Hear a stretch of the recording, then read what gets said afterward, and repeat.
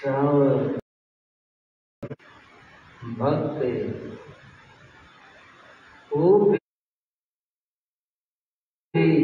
हरियाणवी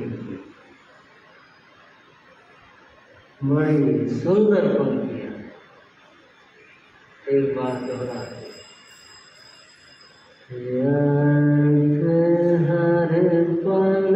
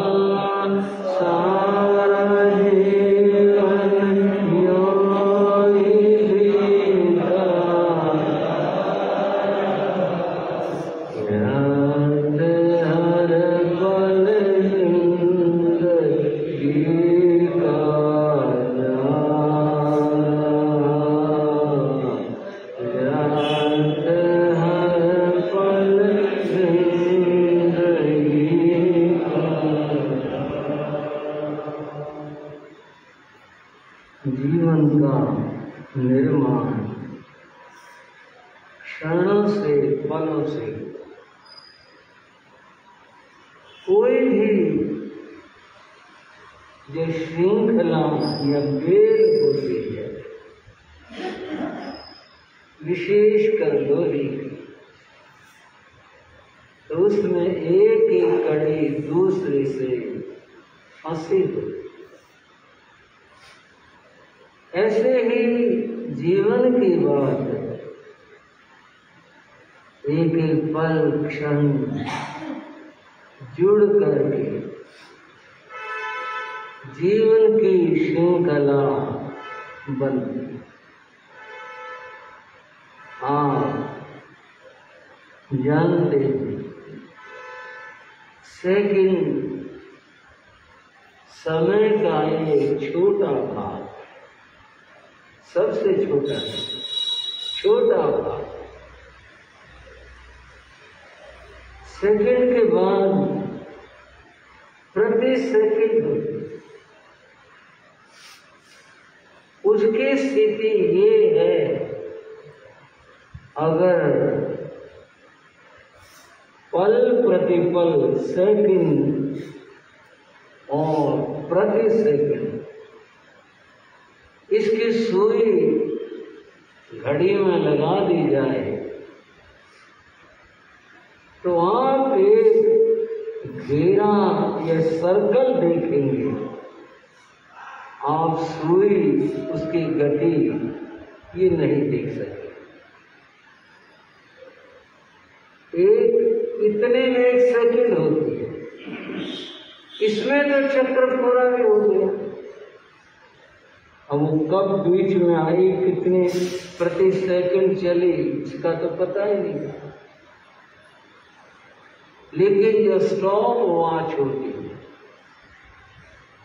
उनमें तो ये सब रहता है। ऐसी भी घड़ियां हैं कि एक सेकंड का 1,00,000वां हिस्सा उसको भी बता। पर ये वैज्ञानिकों के विषय, हमारे उपयोग के नहीं। हमारी तो बात यूं है, सेकंड उससे मिनट, घंटा और यूं दिन, सप्ताह, महीने, वर्ष, ये सब कड़ियां हैं जुड़ती चली। अगर एक पल व्यर्थ होता है, बड़ा कुछ व्यर्थ हो, और जब सारे पल व्यर्थ हो तो जीवन व्यर्थ हो, सारा जीवन व्यर्थ हो। बंधुओं, ये मैं जो आपको कह रहा हूं यह कुछ सोचने के लिए है। केवल सुनने सुनाने को नहीं है, वे हमने कुछ कहना है आपने सुनना है, कुछ विचार की बात। जीवन सफल कैसे हो, ये थोड़ी सी चर्चा और बात आपके सामने चल। क्यों भाइयों, शाम को चल रही है ना ये चल रही। और इसके लिए 3 बातें बताई, और वो 3 बातें हैं जप, तप, स्वान। ये जबकि महिमा बहुत बड़ी है, और मैं समझता हूँ अगर वो चर्चा करते रहें तो जितनी जानकारियां हैं लंबा समय लगे। बस इतनी बात कहकर आगे की चर्चा करना चाहूंगा। हर व्यक्ति को जप करना चाहिए। जप के रूप में जो धर्म ध्यान है वह करना चाहिए, प्रतिदिन करना चाहिए। और इस जप से कर्मों की निर्जरा लाभ होगा। और मेरी प्रेरणा है हर भाई हर बहन के लिए इस चातुर्मास में कुछ संकल्प करो कि हम नमोकार मंत्र का 1.25 लाख जाप करें, अथवा हम अपने घर में नमोकार मंत्र का जप बैठाएंगे। और भी विचार हैं, लोगस्य का पाठ करना, वो जप, नवोत्थान का पाठ करना जप, स्तोत्र का पाठ करना जप, किसी भी रूप में है, संकल्प के साथ में आप इस चातुर्मास में जप आराधना अवश्य। बंधुओं, अब मैं थोड़ी सी बात आगे की करूं। भगवान महावीर ने फरमाया, तवसा धुनई पुराण पावनम। श्री उत्तराधीन सूत्र का वचन। तवसा धुनई पुराण पावनम। तप के द्वारा जीव के जो पुरातन पूर्व में किए हुए कर्म है, पाप है, तवसा धुनई, वे तप के द्वारा झड़ते हैं, झाड़े जाते हैं, उन्हें धुना जाता है। जैसे रुई को धुना जाता है, रेशा रेशा बना देता। ऐसे ही जो कर्म इस आत्मा के साथ लगे हैं, चिपके, उनको तप आराधना से झाड़ा जाता है, धुना जाता है। अब ये जो वचन मैंने आपके सामने कहा, यह तो तीर्थंकर भगवंत, इसको तो हाथ जोड़कर और तहत कहकर स्वीकार करना। भगवान ने जो फरमाया वो सत्य। इसके द्वारा कर्मों को धुना जाता है, झाड़ा जाता है। बहुत सारे लोग हैं दुनिया में, जैन धर्म में तो तप के प्रति बड़ी आस्था है, श्रद्धा, लेकिन बहुत सारे लोग हैं जो इस तप को भूखा मरने का नाम ले। क्या है ये भूखा मरना?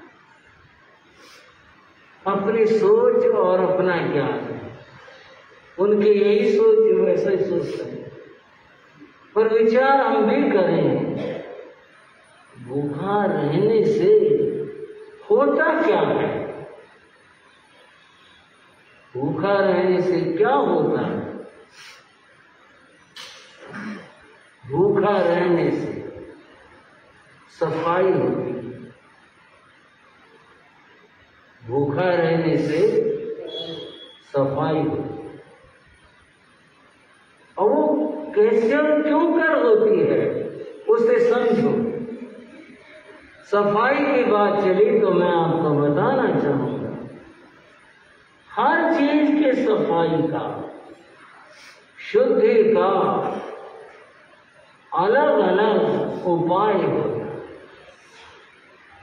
कपड़ा मैला हो जाए तो उसकी शुद्धि सफाई के लिए पानी, साबुन और इस तरह की जो चीजें हैं उनका प्रयोग करते। उस प्रयोग से कपड़े में जो मैल है वह बाहर निकल जाता है, कपड़ा साफ हो जाता है, स्वच्छ हो जाता है। तरीका, फर्श खराब हो गया, कूड़ा आ गया, झाड़ू दे, सफाई। सफाई का एक तरीका। और जो चीजें हैं सबकी सफाई के अपने तरीके। बर्तन है जूठे हो गए या मैले हो गए, उन्हें मांजा, सफाई। उनका अपना तरीका है। हर चीज की सफाई का अपना तरीका होता है। एक तरीका सब जगह लागू नहीं होता।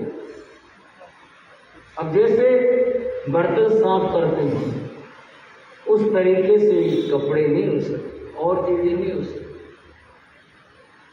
इससे भी और गहन बात बताऊं, कोई धातु है, मूल्यवान धातु, सोना चांदी इस तरह की धातु, उसमें कोई विजातीय धातु, दूसरे कोई धातु, उसके मिलावट सोने में, चांदी में, अब ये उसका दोष है, उसका मैल है, उसको निकालना है। तो कारीगर इन धातुओं को अग्नि में तपाते, खूब तपाते हैं, गलाते हैं, पानी बना देते हैं, इतना तपाते हैं। और परिणाम क्या होता है?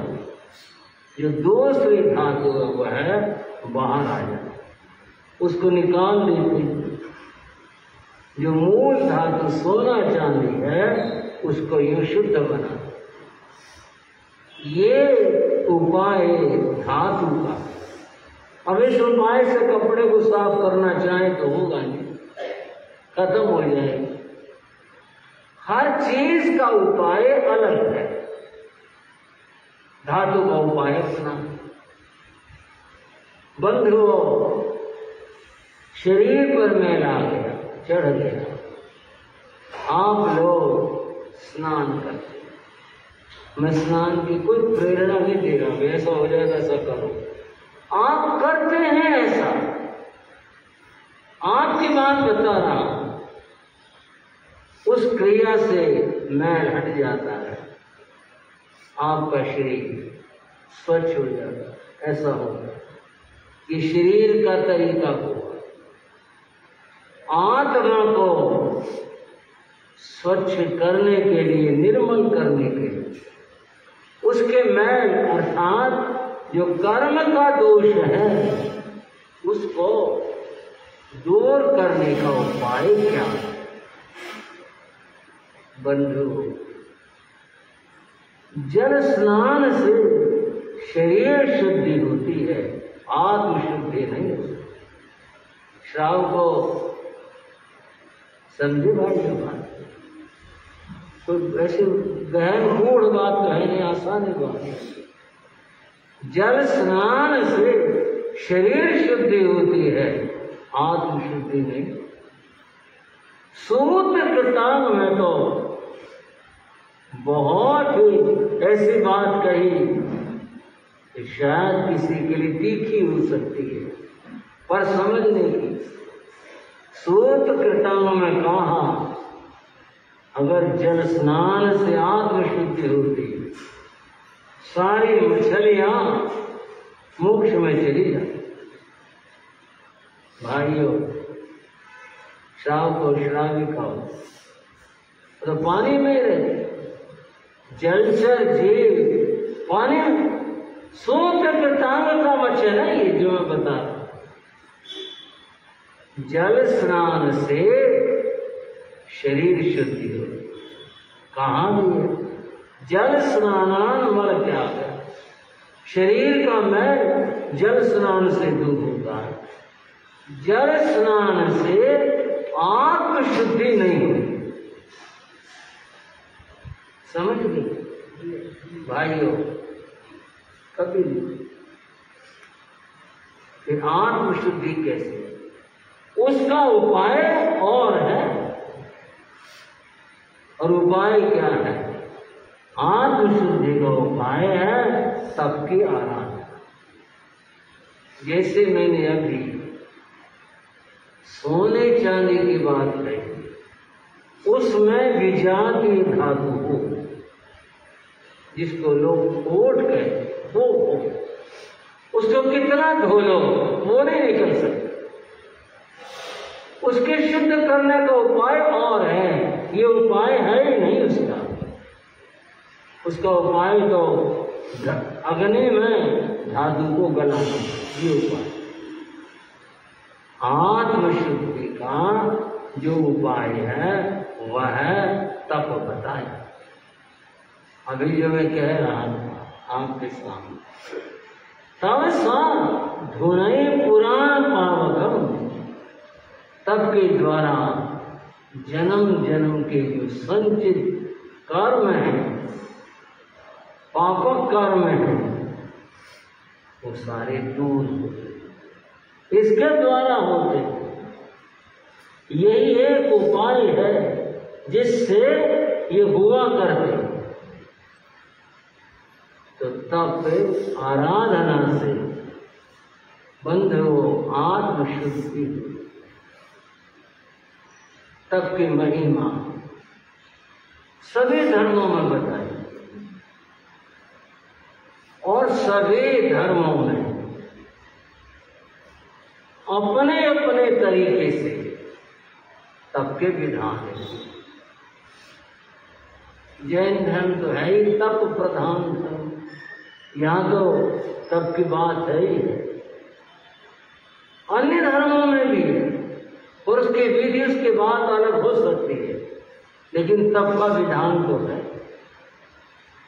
जैसे मैं बात कहूँ, वैदिक धर्म परंपरा के अंदर एकादशी व्रत करते। सुना होगा भाइयों, श्राव को एकादशी का क्या रखते हैं? व्रत रखते। एक चांद्रायण व्रत होता है, अष्टमी का भी रखते हैं, और भी कई प्रकार के तप हैं। पर उसके विधियां सबके अपने अपने परंपरा से, सबके अपने अपनी बात। लेकिन तब तो है, व्रत तो कहाँ है? व्रत की बात बताई गई है। इस्लाम में रोजा रखने की बात नहीं। अब रोजा इस व्रत को ही कहते हैं, और वो जो रोज रहा है उसकी अपनी विधि कि दिन के समय में वे व्रत रखे, खाते पीते नहीं है, रात्रि में वो सेवन करते हैं। जैन धर्म में पूरी रात का व्रत रखते हैं, प्रातः भोजन ग्रहण करते हैं, पर ये आधा रात्रि भोजन ये रमा तप हुआ, व्रत नहीं। बंधु, ये जो विधियां हैं सारी की सारी, ये सारी विधियां तप आराधना के उपाय हैं। और सभी जगह पर ये बात कही है कि तप के द्वारा व्यक्ति की आत्मा की शुद्धि। आपको एक वचन बता रहा हूं, कहा गया तव साचीयते ब्रह्म, वैदिक परंपरा का वचन ये है, तव साचीयते ब्रह्म। तपस्या के द्वारा परमात्मा मिलता। फिर सुन लो, तपस्या यानी तप के द्वारा, चीयते प्राप्त होता है ब्रह्म परमात्मा। जो तप आराधना करता है उसको परमात्मा प्राप्त होता है, वैदिक परंपरा का वचन। और बंधुओं, जैन धर्म का वचन क्या है? जैन धर्म का वचन तो यह है, तप आराधना से आत्मा परमात्मा बने। ये आत्मा स्वयं क्या बन जाती है? परमात्मा। तो बंधुओं, तप के अनेक प्रकार हैं, अनेक विधियां हैं। उन प्रकारों विधियों को समझ कर ही तप करना चाहिए। और तप करने का चातुर्मास काल एक विशेष अवसर। आप कह सकते हैं तो कभी कर लो, चातुर्मास की बात क्या? बात यूं हुई कि ये अवसर समय तपस्या का अनुकूल अवसर। अनुकूलता किस बात में और कैसे? के समय में वायु में आर्द्रता हो, वातावरण में आर्द्रता हो। कोई व्यक्ति तप करता है तो उसको वातावरण से ही शरीर को अच्छा वातावरण मिलता है, जिसमें आर्द्रता होने से वैसे भी प्यास कम लगती। व्यक्ति शरीर का प्रकृति से ही पोषण होता है अपने आप से, तो तप करना आसान है। अतएव तप करने का यह है सबसे अधिक उपयुक्त अवसर होता है। कोई आदमी जून के महीने में उपवास करे, पोषण करे, और एक इस समय में सावन भाद्रपद में इसमें करे, तो फर्क तो रहेगा। क्यों भाई साहब को फर्क तो रहेगा नहीं, और पता जब चलेगा जब करेंगे, बिना करे तो क्या पता चलेगा? एक बार उसमें करें, एक बार इसमें करें, तब पता चलेगा। जी फर्क तो है, इसमें कुछ और बात, उसमें कुछ और बात है। ये समय अनुकूल है तब कर। इसलिए इस समय में जो बात मूल की है ना कि समय सार्थक कैसे हो, वो सार्थकता यूं है, अगर तप आराधना करेंगे हमारा समय सार्थक होगा। उस आराधना का यह एक उत्तम समय, श्रेष्ठ समय। भगवती सूत्र में वनस्पति को लेकर एक चर्चा, और चर्चा ये आई, गौतम स्वामी ने भगवान महावीर से प्रश्न किया, भंते जो वनस्पति है क्या ये आहार करती है? प्रश्न समझ गए भाई? भगवान ने कहा हाँ, वनस्पति आहार करती है, पर आहार के अपने अपने अलग अलग भिन्न भिन्न जीवों की अलग अलग स्थितियां हैं। कोई तो मिट्टी से अपना काम चला रहा, अब आदमी तो नहीं चला सकता, अपने अपने स्थिति है। भगवान ने कहा वनस्पति आहार करती है, वनस्पति के आहार का तरीका, वो अपने जड़ों से अपना भोजन लेते हैं, पत्तों से भी लेते हैं, तो उनका अपना तरीका। प्रश्न इतना था कि आहार करते हैं वनस्पति, भगवान ने कहा वनस्पति आहार करते। गौतम स्वामी ने कहा भगवान वनस्पति कभी ज्यादा और कभी कम, जैसे आदमी ना आज तो 1 रोटी खा ली, भूख इतनी, और कभी आदमी 4 रोटी खाने बैठे, क्या ये भी कम ज्यादा आहार करती है? भगवान ने कहा करती है। भगवान कैसे? भगवान ने कहा प्रावृत वर्षा ऋतु में वनस्पति महा आहार होती, वर्षा काल में ये सबसे ज्यादा आहार ग्रहण करती और इसीलिए सबसे ज्यादा पल्लवित पुष्पित होती है, बढ़ती है। क्यों करती है? क्योंकि इसको अनुकूलता प्राप्त होती है। वायु में आर्द्रता, जल कण अधिक होती है, उसको पोषण के लिए जो चीज पदार्थ चाहिए उसे प्राप्त हो जाते हैं, तो ग्रहण करती है, ज्यादा करती है। और जब बहुत गर्मी हो, जून या ज्येष्ठ का महीना हो, उस समय में ये अनुकूलता नहीं होती, इसलिए कम कर पाती है। अब बात क्या हुई कि वनस्पति भी वर्षा काल में अधिक आहार ग्रहण करती, उसको ये आहार वायु से प्राप्त होता है। और मनुष्य की बात करें, बंधुओं, एक तो हम कहो या मनुष्य कहो, मुख से आहार ग्रहण करता।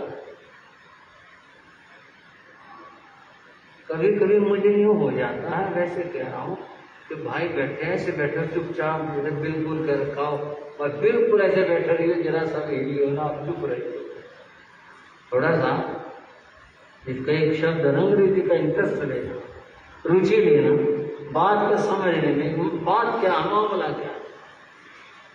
आहार एक तो मुख से ग्रहण किया जाता है, इसको कवल आहार कहते हैं, जो मुख से आहार ग्रहण करता है। एक आहार है रोम आहार, ये हमारे रोम है शरीर के, इनसे ये मनुष्य आहार ग्रहण करता है। इस आहार का मतलब ये नहीं है कि ये रोम से रोटी खाएगा, नहीं। जो मुख से रोटी खा करके व्यक्ति प्राप्त करता है, उसी तरह के तत्व रोम से मनुष्य वायु में से आहार ग्रहण करता है, इसको रोम आहार कहते हैं। समझ आ गई? ये क्या है? रोम आहार, ये चलता रहता रोम आहार। इस ऋतु में इस आहार की मात्रा बढ़ जाती है, क्योंकि वायुमंडल के अंदर जो पदार्थ हैं शरीर के पोषण के हैं, वो ज्यादा उपलब्ध होते हैं और हम अपने रोम के द्वारा उन्हें ग्रहण करते हैं। शरीर का पोषण होता रहता है। अतएव वर्षा काल में तप करना ये और भी ज्यादा अच्छा और अनुकूल होता है। व्यक्ति इसमें कर सकता है, आसानी से कर सकता है, तुलना आसान। वैसे तप करना तो कठिन होता है, पर इसमें व्यक्ति को सुविधा होती है। जीवन को सार्थक बनाने की बात थी, तो मैं कह रहा था इस काल में यानी जीवन में अधिक से अधिक जप करो। और दूसरी बात, जो आपसे हो सकता है, जो आप कर सकते हैं, वह है तप की आराधना। जीवन समय सार्थक होगा, निश्चित सार्थक होगा, सफल होगा। ये तप क्या है, कैसे है, क्यों कर करें, क्या इसकी विधियां हैं, ज्यादा नहीं, थोड़ा सा आगे फिर बताने का भाव रखता हूँ। चर्चा आगे भी की जा सकती है, समय स्थिति को देखते हुए इतना ही आज रख लेते हैं और आगे समझेंगे तब की बात को भी और स्वाध्याय की बात को भी। और फिर उसके बाद मैं तो आपसे भी सलाह करना चाह रहा हूँ, आप क्या सुनना चाहेंगे, आपकी क्या भावनाएं हैं, या जैसा भी हो मैं आपके सामने सुनाता ही रहा हूँ, अब भी सुना रहा हूँ। और मैं हमेशा ऐसा तो मैं कुछ ज़्यादा नहीं कह रहा, लेकिन शास्त्रीय चर्चाएं ही मुझे भी प्रिय रहती हैं, वही मैं करता हूँ। कुछ आगे शुरू करेंगे, आप सुनेंगे और आपको धर्म लाभ लेंगे। थोड़ा सा चतुर्मास काल धर्म ध्यान का विशेष काल होता है। आप इस काल में विशेष धर्म ध्यान की आराधना का भाव रखो, प्रवचन समय में समाई करो, बहुत अच्छा, बहुत श्रेष्ठ रहेगा। थोड़ी सी प्रेरणाओं की भी ज़रूरत है। इस बारे में मुझे बड़ा संकोच सा रहता है कि भी मैं या हम जो कह रहे हैं उसके पीछे क्या भाव है, लेकिन थोड़ा जागृति लानी है, समाज में धर्म ध्यान की लहर चलानी है समाज के अंदर। तो आप सब भी चुस्त बनो, और जिससे कि अधिक से अधिक धर्म साधना हो सके। बहनों से भी कह रहा हूँ, आप भाइयों से भी कह रहा हूँ, तो धर्म ध्यान की लहर लाओ, और वो लानी है, और वो तभी होगी, संत भी प्रयास करते हैं और आप भी प्रयास करेंगे कि अधिक से अधिक लोग उपस्थित होकर प्रभु की वाणी